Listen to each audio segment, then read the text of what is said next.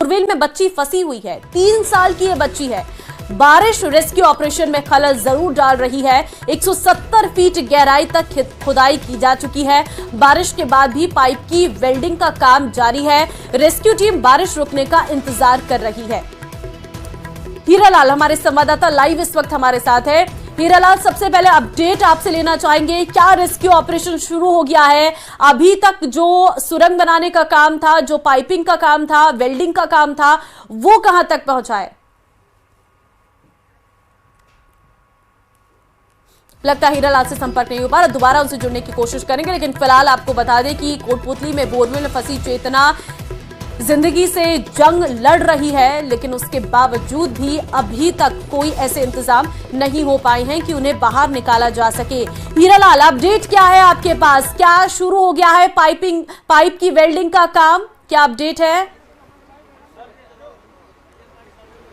जी देखिए, सबसे बड़ी इस समय की अपडेट है कि जो बरसात का दौर था वो लगातार जारी है। फिलहाल अभी भी बारिश का दौर जारी है। जो रेस्क्यू ऑपरेशन में कहीं ना कहीं जो ये पूरा जो बारिश का दौर रात से चल रहा है वो अभी भी है और इस रेस्क्यू ऑपरेशन में बाधक बन रही है। तो कहीं ना कहीं ये जो देरी हो रही है, जो बारिश की वजह से इस देरी को कारण माना जा रहा है। आप देख सकते हैं तस्वीरों में कि जो पाइलिंग मशीन के द्वारा एक हाइड्रा जो गड्ढा खोदा गया था और हाइड्रा मशीन से जो 4 फीट चौड़ा एक पाइप इसमें डाले जा रहे थे, क्योंकि जो गड्ढा खोदा गया उसमें जो कैप्सूल डाला उसके बाद पाइप डाले गए थे। उस पाइप में एडजस्ट नहीं होने की वजह से उस पाइप को बाहर निकाल लिया गया है। फिलहाल उसकी जगह क्योंकि एडजस्ट नहीं होने की वजह से दूसरा पाइप उसमें डाला जाएगा और एडजस्ट करके उसकी वेल्डिंग की जाएगी। फिलहाल बारिश के बावजूद भी जो रेस्क्यू जवान है, जो रेस्क्यू ऑपरेशन में जुटे हुए एसडीआरएफ एनडीआरएफ के जो जवान है, जो वेल्डिंग का कार्य इस बारिश के दौर में भी लगातार उनकी तरफ से किया जा रहा है, क्योंकि उनका सबसे पहला मकसद यही है, जो उनकी प्रायोरिटी है, क्योंकि 90 घंटे 95 घंटे का समय बीत चुका है और बालिका को अभी तक बाहर नहीं निकाला जा सकता। तो ये सबसे बड़ी चुनौती है, क्योंकि बारिश की वजह से कहीं ना कहीं जो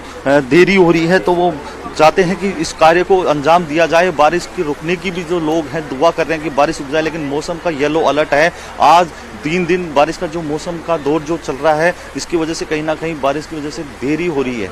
जी बिल्कुल हीरालाल, साफ नजर भी आ रहा है तस्वीरों में कि बारिश बहुत जोरदार हो रही है और ये अपने आप में बहुत बड़ी दिक्कत जरूर है। लेकिन कोई बात हो पाई है एनडीआरएफ के दल से कि कितना समय और लग सकता है, ये एसडीआरएफ की किसी टीम से आपकी?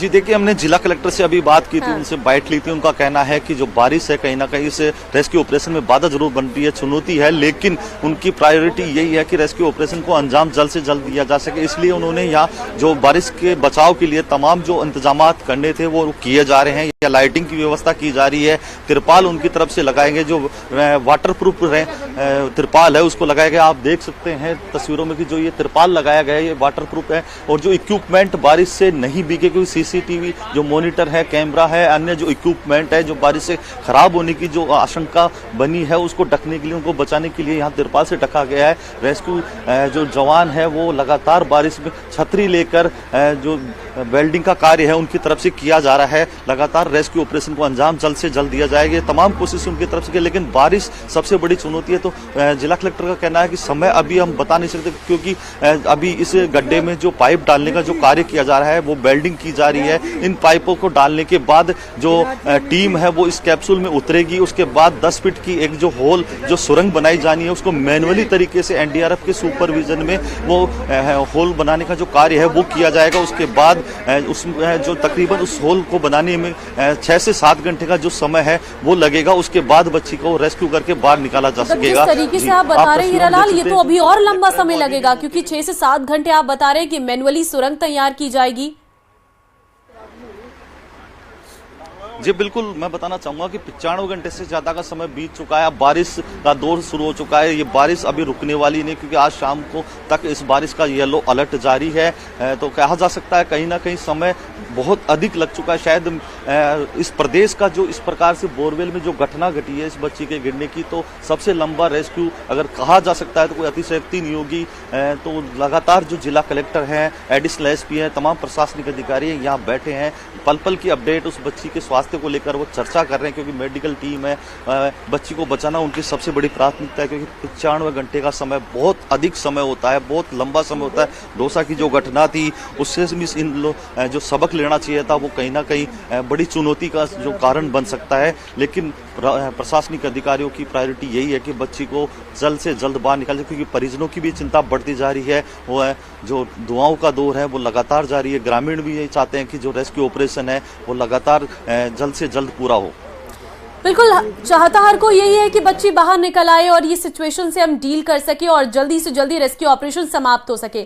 लेकिन घूम फिर के बात वहीं पर आ जाती है हीरालाल कि आखिर ये जो हादसे बढ़ रहे हैं, क्या इससे कोई सबक लिया भी जा रहा है? अभी कुछ ही दिन पहले दौसा की बात थी, अब कोटपुतली की बात हो गई है।